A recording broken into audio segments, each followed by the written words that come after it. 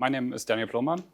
It's my first time here at Virus Bulletin, and I'm very happy to present here, and also that you're coming for my talk. So what I'm going to present about today is basically the work or the results of a couple of years of research that I've been working on.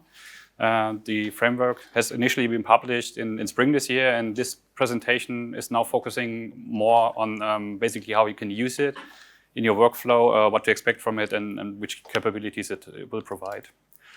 As a short introduction about myself, I'm a security researcher with mainly Fraunhofer FKIE in Germany, which is an applied research organization. I also work here and there a bit for University of Bonn, doing a bit of teaching. Things I do and like, mostly over the couple of years, I've been interested in methodology of reverse engineering, which led to the publication of several plugins or tools. I primarily also focus on the creation of data sets. On the other hand, there's, for example, DG Archive, which is a database of algorithmically generated domains, which now has more than 500 million entries. And probably more known, on the other hand, is Malpedia. So who of you knows Malpedia? Can I get a quick show of hands? That's great. Who has an account for it? Okay, just 2 people. So if you want an account for it, you can just come talk to me and then we can fix that. So what's probably not known is the website itself is typically the information about the malware families, but each of the families also has unpacked reference samples below it. And I think that's still a fact that people don't know what might still be useful, especially for analysis, but also for using a project like the MCRIT, like I'm going to present today. Yeah, and I was also involved in a couple of botnet takedowns, which always makes me happy because it means that your analysis leads to productive results. The outline for this presentation will be that I first give a short motivation of why I've started looking into these things. Then I will provide an overview of the system that was created, outlining the methodology that's used internally. So how does it work, the code similarity matching and everything. How is the framework constructed, meaning to give you an idea of how you can deploy it yourself, and what are the primary use cases that I currently see for the toolkit. These use cases are then explained in a series of case studies that basically illustrate how it actually works, and then I will conclude with a short summary and an outlook. So for motivation, this in my head kind of started around this time. I think most people still know what this is. This is the infamous WannaCry attack that occurred in 2017 after the reuse of the vulnerable exploit that was found in the Shadow Brokers leaks. And it really rapidly spreads. It caused a lot of damage. And this immediately raised the question, who's responsible for that? And in the course of this attack, there was this one tweet by Neil Mehta from Google, who basically just, it was called a bit cryptically, but what we can see here is if we recognize structures, that we have 2 MD5 hashes with some addresses. And as a malware analyst, you might think, okay, I might look at those malware samples and see what's happening in there. And if we put those side by side, we will immediately also see that these functions are looking similar. And many parts in these functions to this day are basically even unique and across more than 1,700 malware families. So he was basically pointing out a link that he saw in the code that is also characteristic for both of those families because it's a very intrinsic functionality how the communication packets are crafted. And I thought this is really cool. I also want to be able to do something like this and started looking deeper into code similarity analysis, which led to a realization that I think it still has a very high potential to help analysts in their workflows and accelerate analysis overall because you can address multiple functionalities with it. For example, you can detect the reuse of source code because the compile code looks similar. You can also use it for library filtering. So if you look at a huge binary and you know that there's OpenSSL into it, you never want to look at OpenSSL, but you want to be able to filter out those functions, for example. Or you want to do hunting and find those rare links, like Neil did with the example with WannaCry and Conti, which is another family used by Lazarus. And another use case that you might be familiar with when you're using something like bindiff is that you want to transfer the labels that you already created for functions from one IDB or one analysis database into another binary. And this is also something that can be aided by code similarity analysis. The existing solutions are mostly, from my point of view, limited to one-to-one comparison. Exactly, bindiff only gives you the ability to do that with 2. Diaphora as a plugin or replacement during the time where bindiff was not developed or further developed has the same capability. And for most of the other projects that I'm aware of, they are either abandoned or they are somehow proprietary or private, so you don't have access to it as an analyst at all, or you have to pay horrendous money for it. So my goal with this presentation is to showcase the status of the project that I'm working on right now and what capabilities it can provide to you as an analyst. And on the other hand, also what is really important for me is to get some feedback of you, what you think about it, if you have further ideas how something like this could be used, because even for me it's still something new that you suddenly get information about how a single sample matches many different samples. So it's something that you have to start wrapping your head around. All right. For the system overview, the full name of MCRIT, which the abbreviation is, that's the MinHash-based Code Relationship and Investigation Toolkit.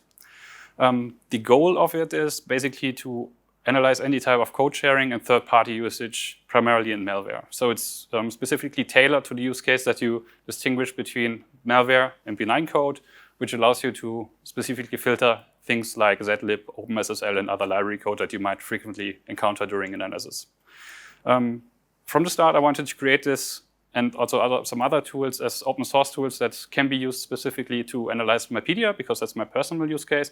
But I guess this one also transfers easily to workflows that you are using internally as well. So you can just as well apply it to your proprietary or other data sets that you're using. And I also didn't want to reinvent the wheel. So having a bit of academic background, I was aware of different previous search results, research results that I wanted to reuse and recombine in a new methodology here.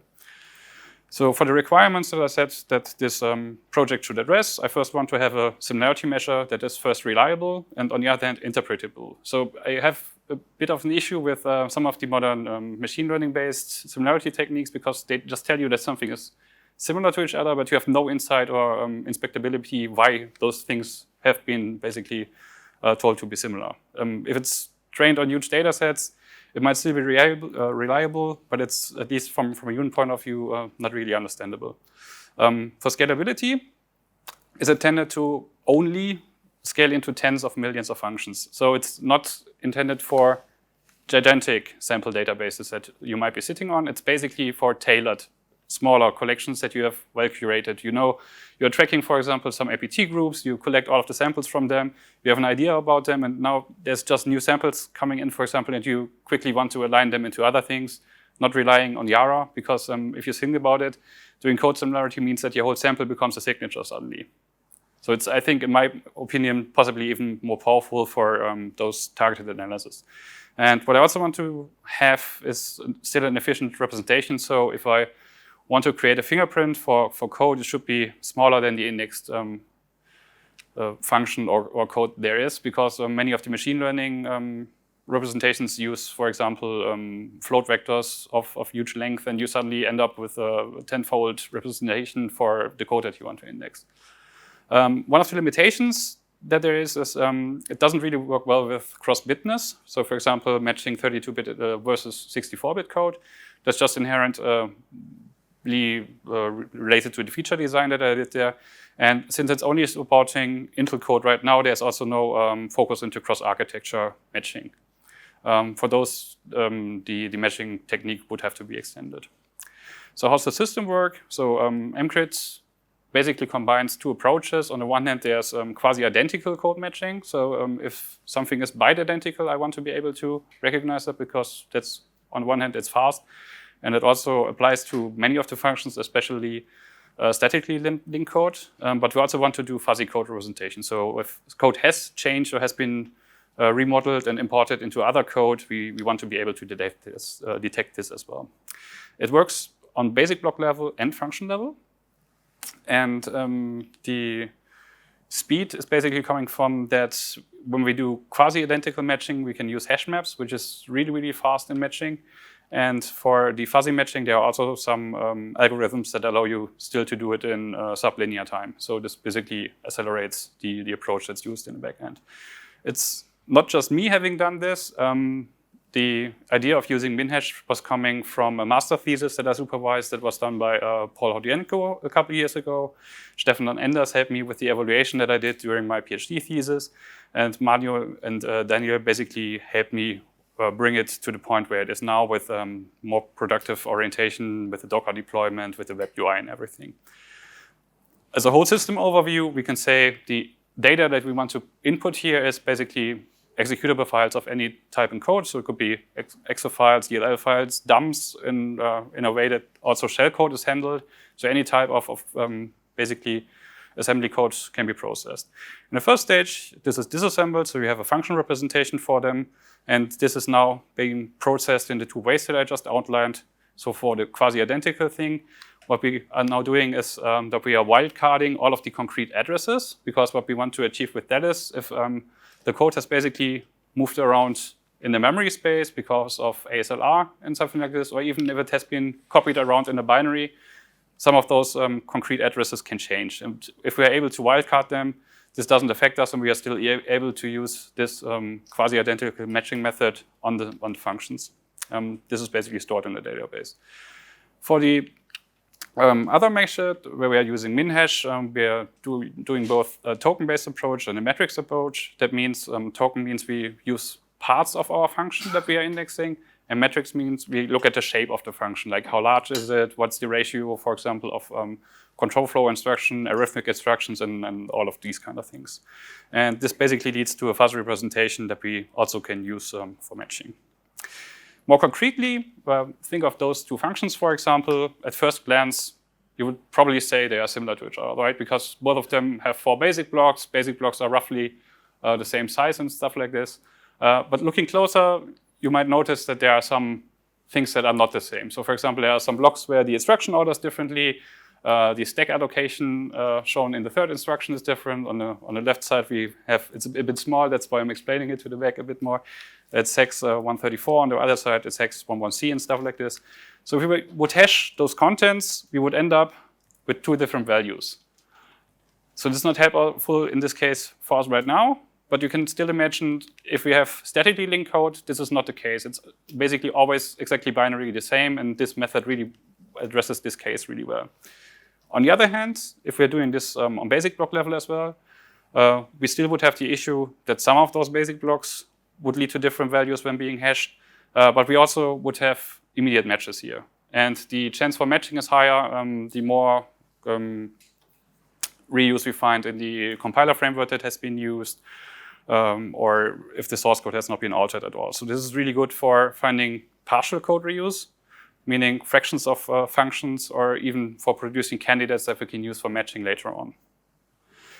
For the MinHash part of the system, MinHashing means that we are using min-wise independent permutations. That's a framework, in a sense, from the locality-sensitive hashing algorithms, if you want so. It roughly works like this, that we do Jacquard similarity in a very fast but estimated way. So we have some inaccuracy, but it's normally limited by the way of parameters that you can use when you use min-hashing. And just think of it like this way. If we are able to do a representation of, for example, one element that's C1, which consists of this teal one, a purple one, and an olive one, and one C2, which also has the purple and the olive one, then those two would be the overlap for our 2 things. And if we want to derive a similarity measure here, we could say 2 of the 4 elements are matching. This works for arbitrary long vectors and stuff like this, so we can basically derive a full similarity metric from it. And this estimation gives us the ability to not having to compare the concrete contents that are in the sets, but basically the abstract representation that has been derived and indexed before. Yes, so long story short, this just gives us a way to apply algorithms that makes it really fast to these kind of comparisons. It has been used, or it has its origins basically in the very first iteration of internet search engines, actually. Over the time, it has been also reused in genome sequencing, and ultimately since 2012 in code similarity analysis. How does that work? Again, think of a function like this. I told you that we are both using token-based and metrics-based representation for things. The token-based means that we look at triplets of instructions here, but we do some more abstraction. Because sometimes you will have the case that the concrete register that's being used is a different one, and you don't want this to basically diminish the ability to do fuzzy matching. So what we're doing because of this is that we represent the class of an instruction. If it's, for example, a push instruction, you can immediately abstract it into it's a stack instruction. If it's a move, it should be a memory one. If it's a jump, if it's a call, those are control flow influencing instructions. And we can use this to basically group the type of the instruction. And we can also infer labels so that all of the registers become the registry, immediates become a constant, and pointers and so on. So this helps us to abstract the code to a degree where we can say, even if the code, because of the compiler, has been altered, we will be able to find the same code sequences. Yes, and that's the first input to our min-hashing. The second one, as I have explained, would be numerical features that describe the function as a whole. For example, what is the largest basic block? Which turned out to be a very good and reliable feature.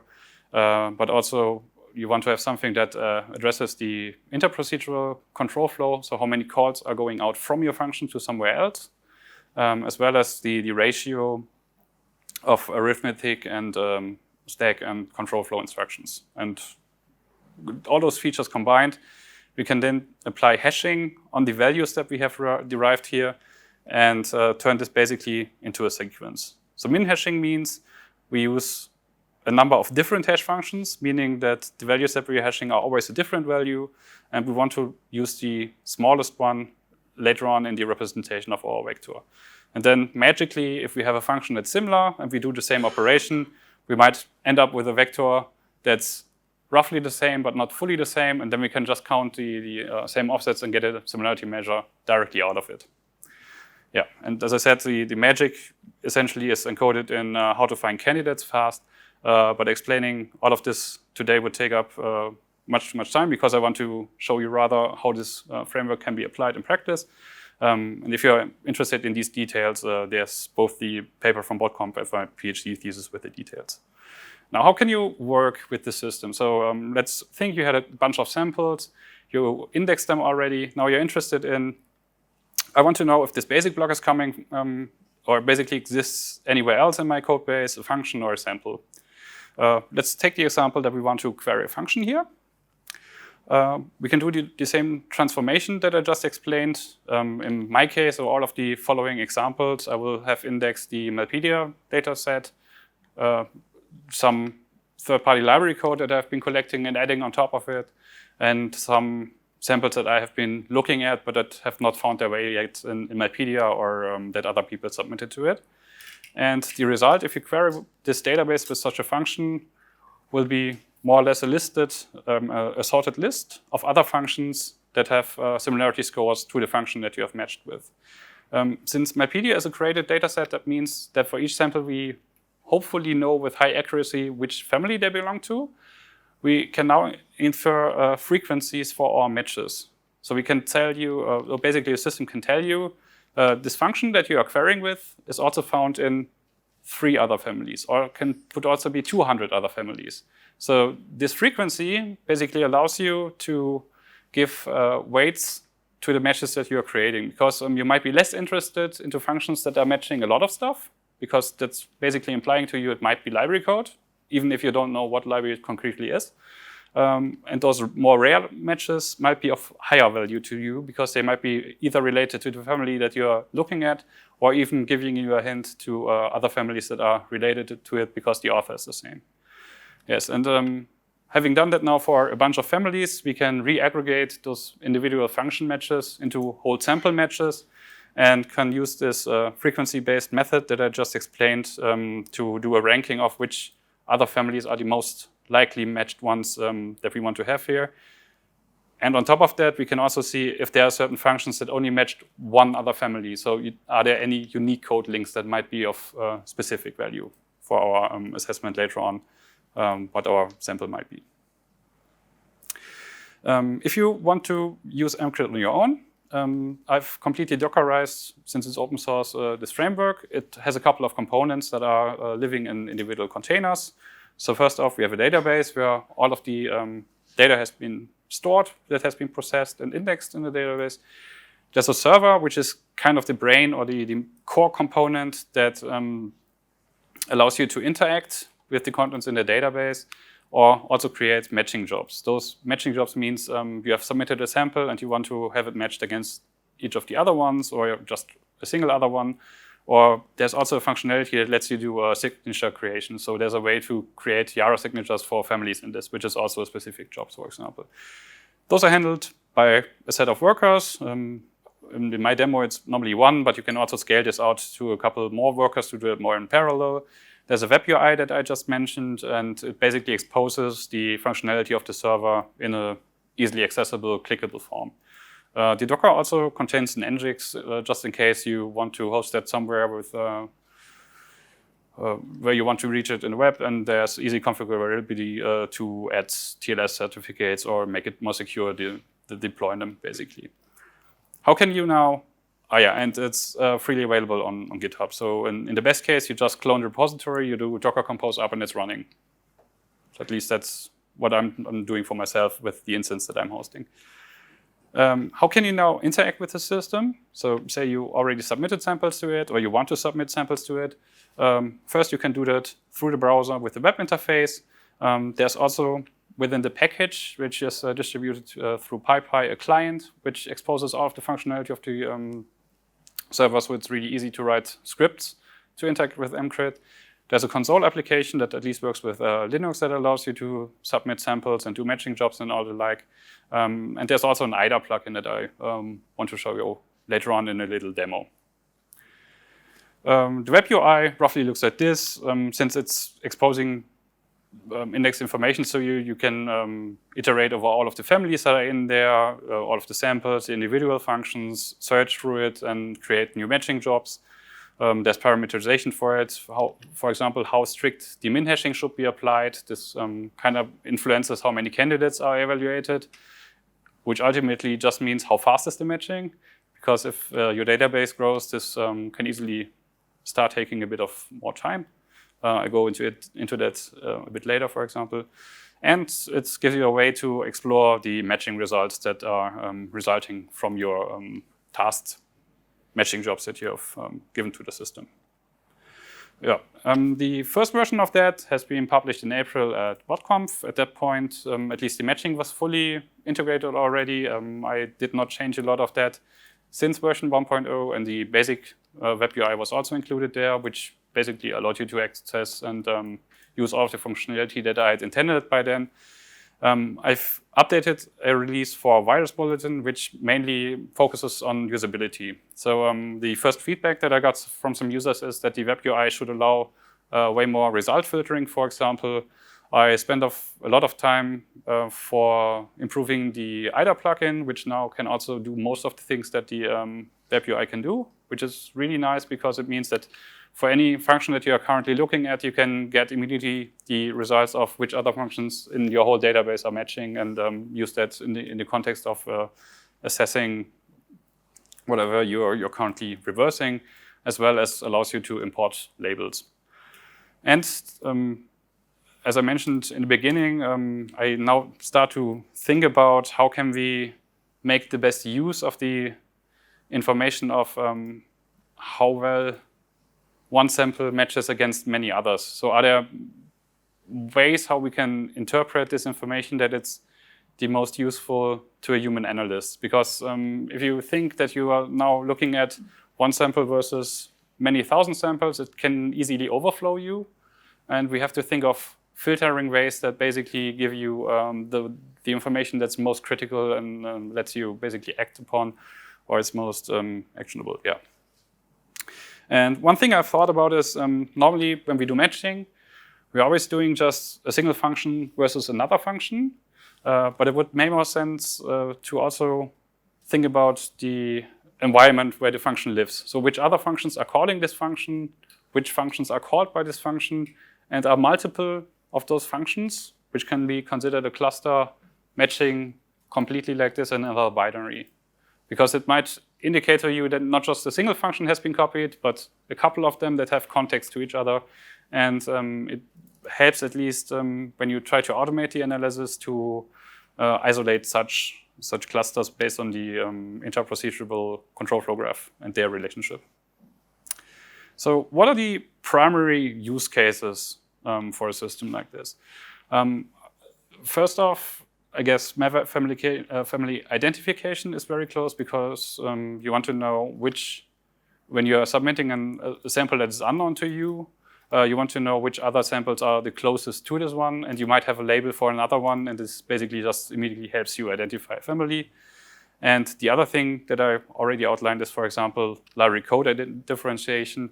So we want possibly to know that the malware sample that we are currently looking at is using some third-party library code that we want to exclude in analysis, or even know about that it's being used, be it POCO, be it Boost, be it any other programming interface, be it even syscall handling or the stuff that VX Underground is doing.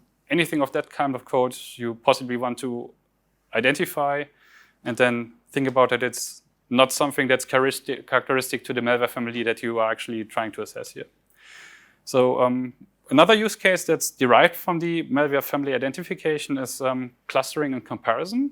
So think of a situation where you have done a virus total hunt, you ended up with a bunch of samples, but all of those samples have a zeroed PE timestamp, and all of the other timestamp or temporal information in the binary are also deleted.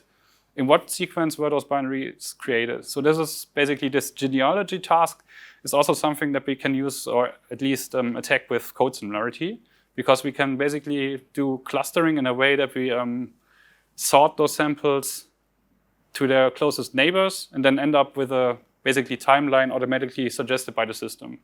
And this can help you identify when certain features, when you're doing really deep analysis there, were introduced into the malware family, or other aspects that are important in this context. As another feature, you can also isolate code that is unique or intrinsic to a certain malware family. That's basically the classic signature writing task, if you want so. So we might be interested in those functions that are only occurring in the current sample or family that we are looking at, and they are not found anywhere else, because that might help us select certain parts of code that we want to use for live hunting, retro hunting, or other, or even detection tasks. The second big use case that I see is lead generation to identify those unknown links. So, for example, this WannaCry example would be one here, and I've also brought in a very recent example from a blog post from a few days ago, where it basically outlines how MCRIT could have been used in this case, and ultimately also label transfer that I was talking about, basically aiding analysts in pulling in the already tagged functions from previous work. For the use cases or case studies that I'm now discussing, again, I'm using mostly Malpedia plus some extra samples. The dataset size that we are talking about is roughly 1,800 malware families, more than 7,000 malware samples. So again, this is basically for smaller datasets compared to I'm sitting on millions of samples or billions of samples. But this is typically also things that an analyst can handle. And if you want to search through huge data sets, I guess you rather want to use an inverted n-gram index, like the content search MVT and stuff like that anyway, because that's more generic and more applicable. Yes, and one thing that you can already see here, or maybe it's too small again, but we have in total roughly 10 million functions here, and only 2 million of them are unique. So by this method of doing pig hashing, we can basically already reduce the code that we are looking at into unique code.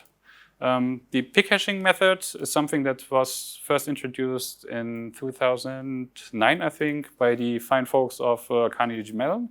And on the dataset that they were using it, I think it even achieved a redundancy reduction of 20-fold. So they found for all the code that they submitted, maybe 5% of the functions were unique. So that really helps you boiling down large redundant code datasets into smaller unique code datasets.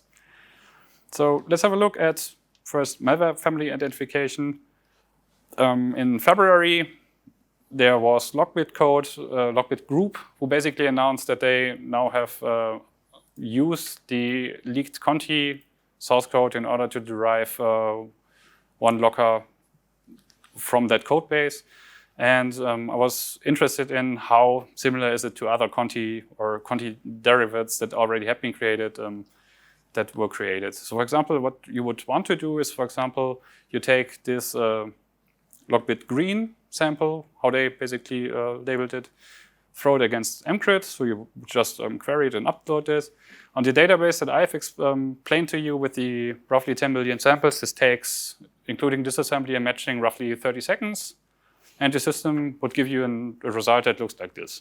So we have 3 entries here that are green and yellow, so meaning those apparently matched more than the red ones and appearing lower there. And we have some fields to the far right with the frequency that also tells us those have code that is basically occurring rarely or mostly only in those families that are shown here. So Conti is actually not the best match here. And I was first a bit surprised about it. But the explanation for that is also rather clear.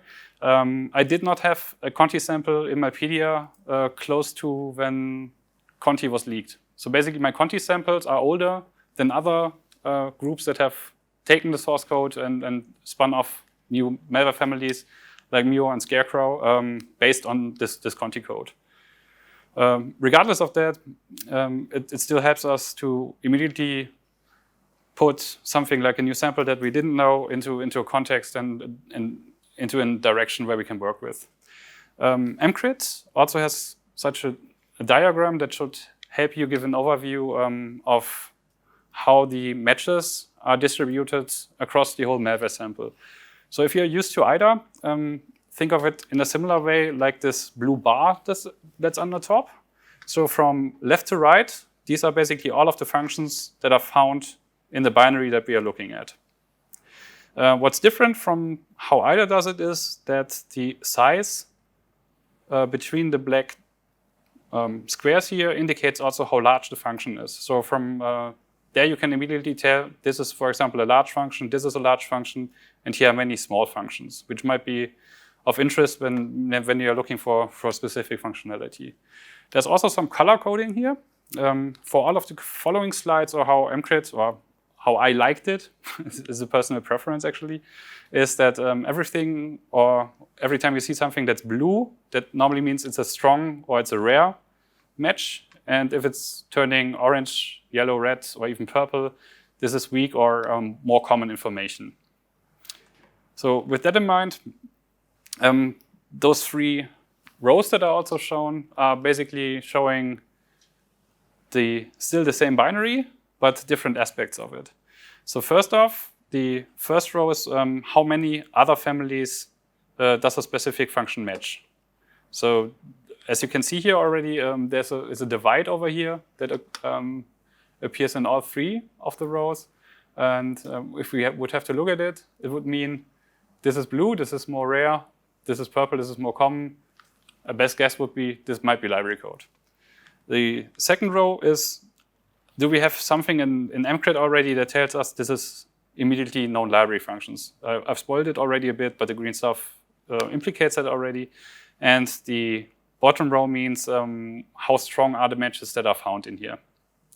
So looking at this diagram again, what this implies to us is, for example, all on the right, which is typically in the higher address space of any binary that you're looking at, is oftentimes where any third party or even runtime code is being linked.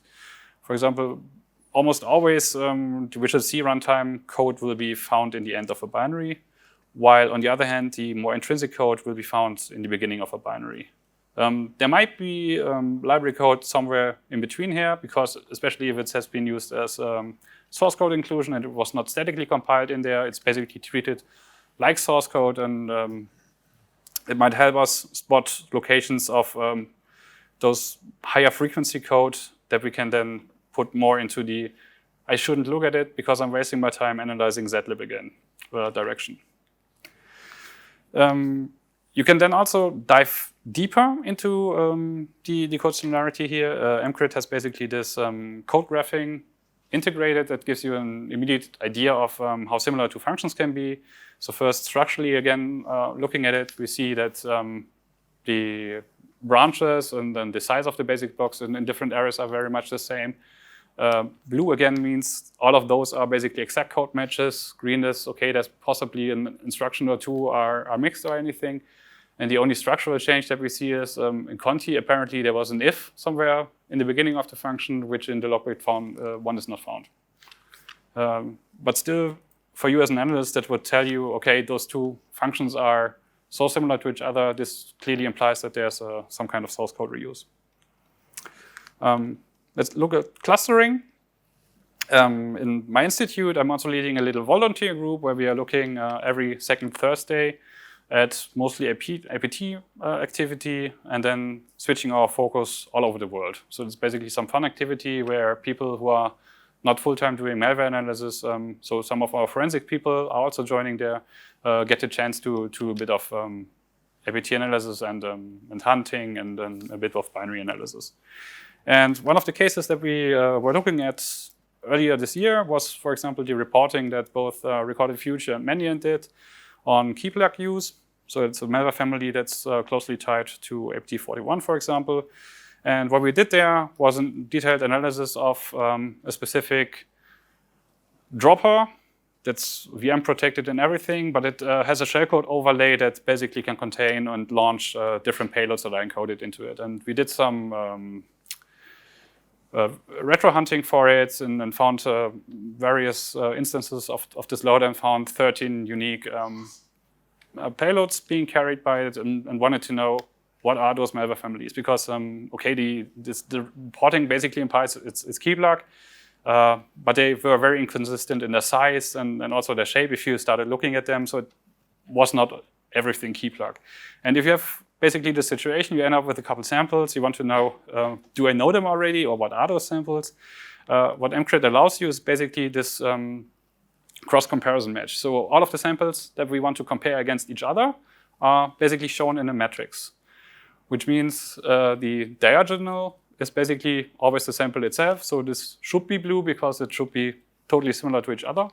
But if you have neighboring samples, they must not necessarily be similar to each other, especially if you have different sizes and everything. But MCRIT also enables you immediately, or basically has a functionality to do clustering for you. So it can group the similar functions, similar samples next to each other, so you have an idea of which samples are closer to the other ones, and then you can really start treating them as groups. So again, blue meaning strong matches, and yellow, red, or black meaning weak or no matches at all.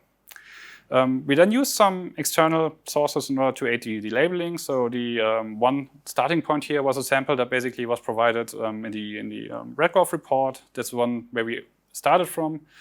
There was a Yara rule published by Mandiant that allowed to at least identify 3 of the other functions that are also found in this cluster, but the topmost one was, for example, missed by the Mandiant rule. But still, we can say, because it's basically overlapping to 100% or something, it must be also Keyplug. We also used AV detections in this upper cluster here. ESET was basically telling that this is Keyplug, and we can again infer that this other sample is likely also Keyplug. To this day, there's one payload that has not been labeled by anyone, I think, and also not been discussed. So we still have no idea because we don't have the time to dive super deep into it. So we left that out. And there's another unidentified cluster which appears to have at least some overlap with the Keyplug, but some AV signatures indicated it might be what has been coined as netloader. What was really cool was we also found some test payloads, or just an injector here as well, that looks like the development version that has been used by whoever authored basically this shellcode loader, because it was so simplified and different from all of the productive payloads that we were able to identify them as well. Another interesting case that I was looking at is, for example, the family of Lambert implants. It has been covered over the years by various institutions. I think Kaspersky wrote a lot about it. It has been identified through the Vault 7 leaks. That basically means this is a CIA, so US malware. Greg Lesnovich, last year in September, had a look at this threat actor in detail again, and started hunting for a couple of samples there and tried to regroup them and identify which of the colors basically relate to which implants. And I talked to him and he shared this data set with me. And we had the idea, let's have a look at how MCRIT could have helped you to automatically cluster what you did manually by looking at various different metadata points that he isolated from those binaries. And you end up with a diagram like this again. So immediately it allows you to identify some clusters of similar functions. He also provided me with the labels that he came up with. And the first observation here is it's way too small, I know. You can look at it later, or you basically can just follow my explanation at this point. It's very consistent. So the way that he clustered it manually, so basically the strings in the beginning are basically always consistent with the automated code analysis that MCRIT provided to him. For some of the families, we were also able, using MCRIT, to derive that they are not perfectly identical to each other. So you can see that even with those implants, that there is some development history that has been encoded or found. So they are roughly similar to each other, and that's not identical. Might be interesting to see what was changed by the author in that ones. Same for this one. That's basically two distinct versions. Here again, it's the same name, but it's two clusters that have been identified. Same story up here. So again, it basically, the system can aid you in reducing the number of total samples that you have to look at, or give you an idea of how things relate to each other. As a last example, in Malpedia, we also are tracking closely the development of Bumblebee, for example, and Ronnie123 is mostly tracking that and contributing the samples. You can also see how Bumblebee developed over time because of the last 2 years now that they have been actively developing this project. They changed some bigger things over time. So the initial version at some point was changed because they started using other libraries internally, and they also extensioned the management and handling of tasks, as far as I'm aware. So I'm not a Bumblebee expert, but I had at least a look at the presentation that Sue gave at BotConf to correlate roughly the samples that I have with the explanation that she gave. And at some point, WebSocket was basically introduced as a protocol. And this basically also shows in the different clusters in the development over time here. Similar to what I explained in the beginning, there are some Bumblebee samples that I have not versioned. Again, the system can basically help us to know where to put them temporarily or in the development timeline of the malware family. Yeah, and the cool thing is you basically don't have to do anything except for selecting a couple of the samples and go drink a coffee, because the system does this fully automatically for you in a matter of, in this case, 20 minutes, for example. All right, so isolation of unique family code. This is basically going to the aiding you in writing signatures or finding interesting code that you can use for hunting.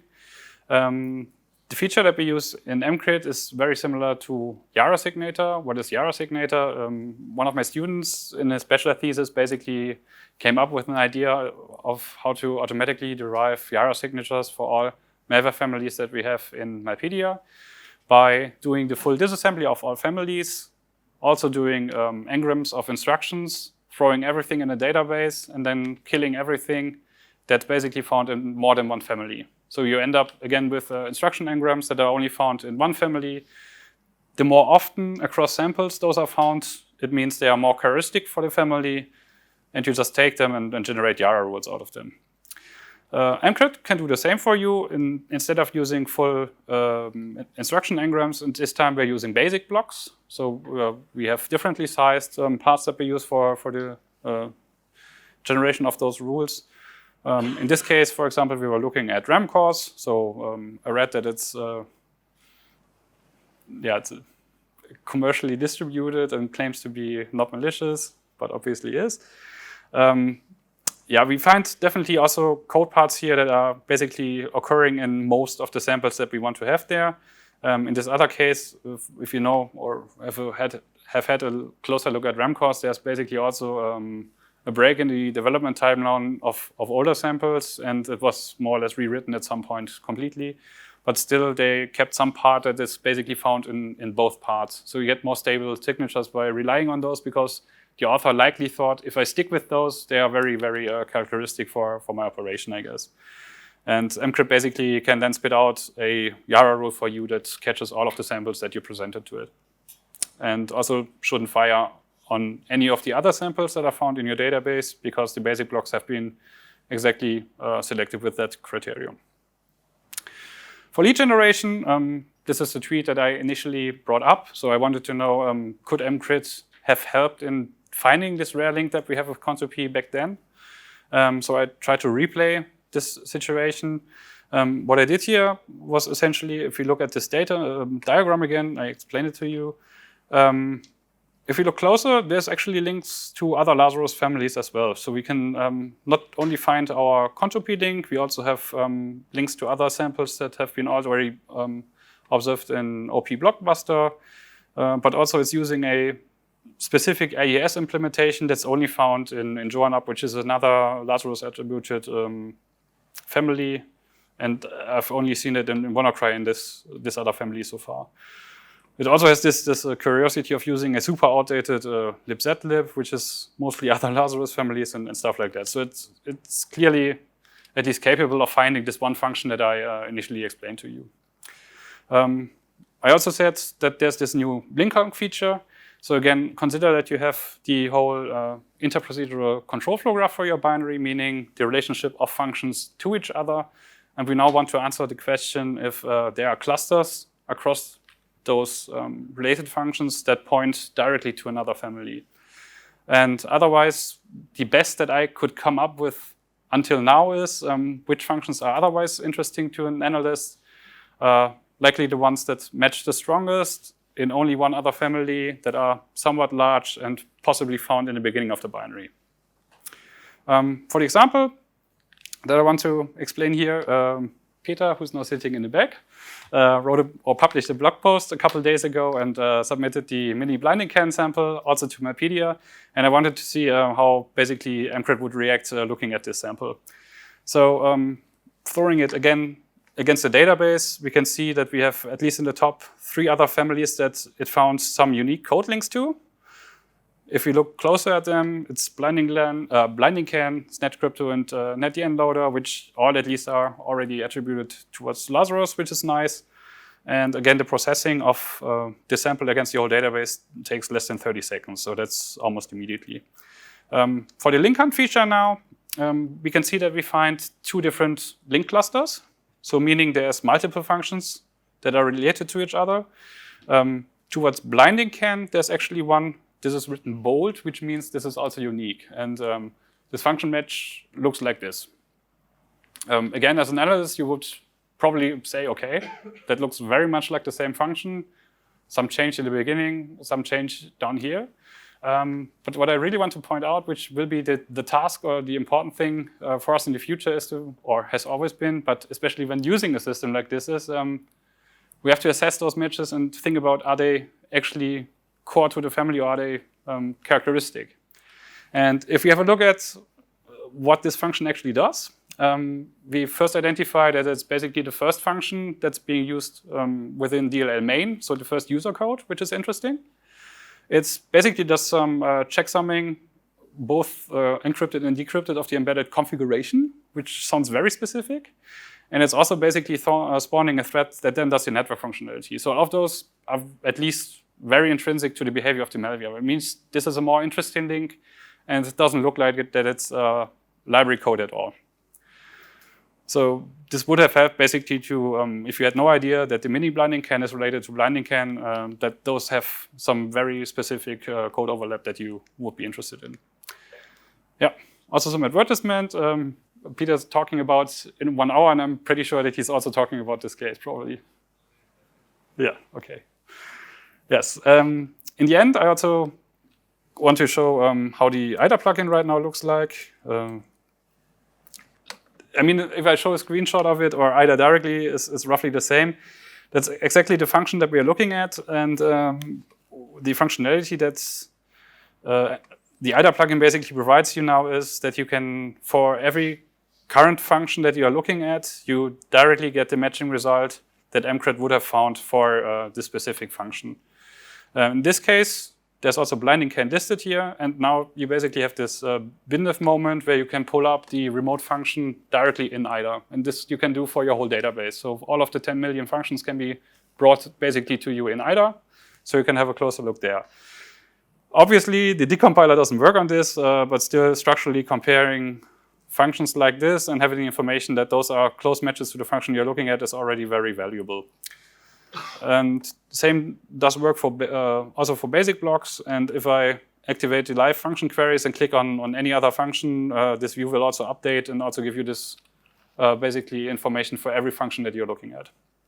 You can also do the whole matching result that you did remotely all at once in IDA, which would allow you to, if you had labeled other functions, to import them to all unnamed functions in IDA. So every something can be all directly overwritten with any label that you provided from here to MCRIT before. This also nicely works, for example, once again, if we have library code, let me see if I find this function.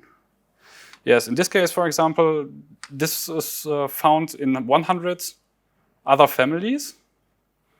So for code like this looks very not so random. With 100 families means it's most likely some library code. And since I also have some libgcrypt and as well OpenSSL within MCRIT, we can see that the function name is most likely that some key is seeded. Yes. Yeah, now I think you have a better curated public code library, and this might really speed up whatever you're reversing. Yes, so that's basically the slides for what I just explained. Yeah, how to get this reference data. I also started another project where I'm starting to parse all of the lib and object files that I can find, because they typically contain both the code as well as the labels. And my long-term goal would be to cover the most commonly encountered statically linked functions there are. So first off, everything Visual C, MinGV, Golang, Nim, and Rust as more modern functions, but also libraries like, that's basically what's there already. In the long run, I also want to have stuff like SQLite, different JSON libraries, basically everything that you encounter while reversing. It's currently sitting at almost 900,000 functions, and it's consistently growing. Yeah, and it's very easy to import them directly into your local instance, and then they become available for analysis. The NIM part has been taken from Holger, who is basically speaking directly after me. He will explain to you how he basically started reversing NIM binaries and was also frustrated by not having any symbols available for him, and how to deal with that when doing it in IDA. So for summary and outlook, what did I present to you today? So the MinHash-based code relationship and investigation toolkit, in short MCRIT, which is a framework that uses those two methods that I explained, both quasi-identical and fuzzy encode matching, in various ways in your workflow. So basically, mostly code identification and filtering, can be also applied for hunting and label transfer, like I showed. That's all open source. It's very easy to deploy with Docker. The larger challenge, I guess, would be that you have to get good created data into it. As I said initially, I make Malpedia available to everyone. So if you want to use that as a starting point, for example, you can also pull that data set and throw it in there, so you have something to work with. Otherwise, if you have proprietary data, feel free to throw it and just tell me how it went, because I need the feedback to know if this tool is worth anything. I believe, yes, it is, but how to improve it as well. So for the outlook, I know that the fine folks of Checkpoint Research are already using it to a certain point internally. And their instance is, I think, 10 times bigger already as mine, and they're basically rushing it against the wall. So we need to do some scalability improvements for it to deal with larger databases. I think they are beyond 100,000 binaries.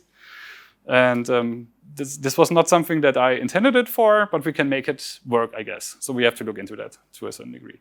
And what's more important for me is basically to, as I said, increase the usability of it, do some more refinement. But for that, I need essentially user feedback. And what I want to do is, for example, look more historic blog posts where basically those such code links were documented and see if the tool is able to reproduce them. So